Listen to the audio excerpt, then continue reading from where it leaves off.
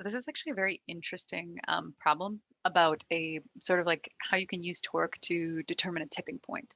Okay, so there's kind of a couple of like conceptually weird things that we have to keep in mind for this one. So all right, so we want to consider an extreme situation. So if this truck is like going forward, right, the point at which the box would tip, like it would be tipping around this point, right? So in this extreme condition, that's why we're modeling that normal force kind of at the point and then that frictional force is opposing. So we're trying to like push it to its extreme, right? Like where it would be almost at that point, but we don't want it to actually tip. Okay. So if it's not tipping, which means that it's still flat on the ground, but we're still at that extreme point, then the that weight direction is still acting straight down, right, from that center of mass. And so we want before tip to prevent tip, right? So we're modeling just at the edge of those extreme conditions. Okay. So because we don't want it to tip, for it to tip, it would need some sort of like angular acceleration, right? For it to actually come up off the bottom and be able to tip. But because we want a no tip condition, so we're asking for the maximum acceleration the truck can have so that the box itself does not topple. Okay, so I'm going to kind of go through the math and I'm going to explain as I do the math why it's telling me what I need to know for this problem. Okay, so first off, we want no tip, right?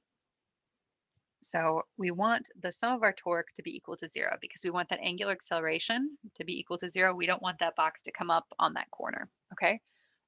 So when we take the net torque, we're going to take the net torque about this center point, right? Just kind of by convention here for these types of problems. So we're going to have the normal force of the box, right? So we're going to have this normal force of the box, right? So this Fn, okay? And it's going to be multiplied by d over 2, right? Because that's the distance that it is away, right? From the center point, okay? So this would be like the arm of rotation. So we'll just take the distance it is, okay? And then we would also have, oh, sorry. So n over 2 for that first one. And then we would have minus the frictional force, right? And then that's going to be multiplied by h because the frictional force is this distance away from the center, okay, times h. Okay, and we're going to set that equal to 0 because we want our alpha to be equal to 0 because we don't want it to tip. Okay, so those are our conditions here. Then let's see what else we can use here. Okay, so the normal force and the frictional force we're going to find with the sum of forces here. Okay, so sum of fx, sum of fy. Okay, so let's see what's going on with this. We want these both to be, oh, sorry, sum of fx in this case, it's kind of a weird condition because the truck is accelerating, right? The truck is accelerating, and so the acceleration of the box in the x direction is going to be the same as the truck.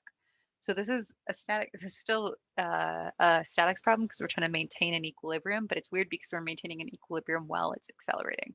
So a little strange, but bear with me here. Okay, so for my sum of fx, I have it equal to 0, right? Which means just that I have this, well, I want my my frictional force to be equal to my max, right? Because I have some acceleration of the mass in this problem. Yeah. So I guess you could model that as like the frictional force is equal to the acceleration, or these two minus each other is equal to 0. Because that's the condition that we want. We want like, because technically our frictional force is acting in a negative x, so it would be like, we want this this why am I grabbing the dotted one every time? With this max minus the frictional force equal to 0. Okay. Okay. So then for f of y, we have the normal force, right? And then we have minus the weight of the box. So we have minus mg plus the normal force. And then in this case, our normal force is equal to the weight of the box. Our normal force is not always equal to the weight of an object. If there are multiple forces acting on it, it is possible that that's not the case.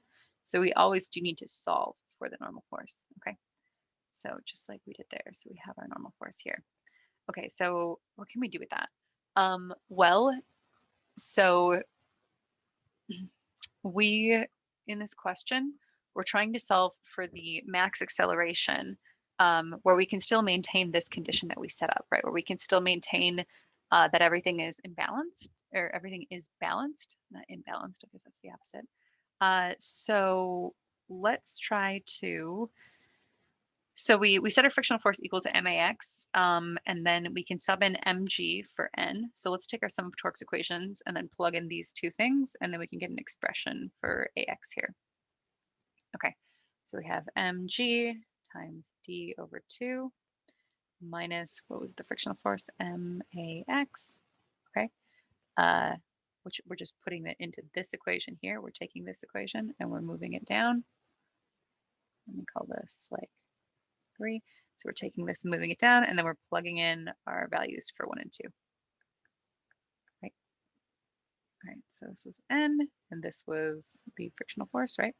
And then we have H here equals 0. Okay, so let's solve for max. So we have mg d over 2 is equal to max times h.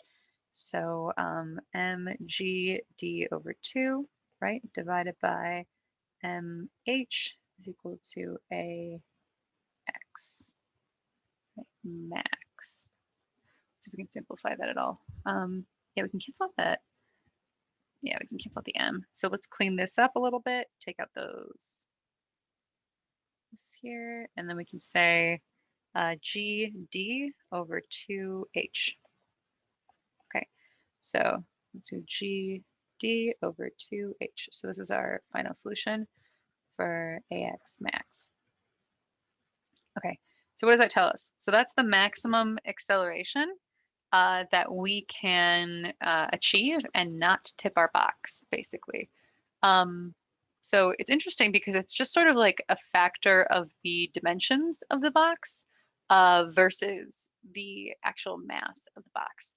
So it like depends on the height and width of the actual box, which kind of tells us a little bit about the tipping point, which I think is like kind of interesting.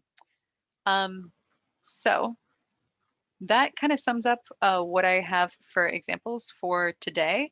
I'm going to go back and correct maybe one from last time where I had this sort of bold problem and I wrote h as a variable instead of r. But other than that, that sums up what we were covering for statics for today.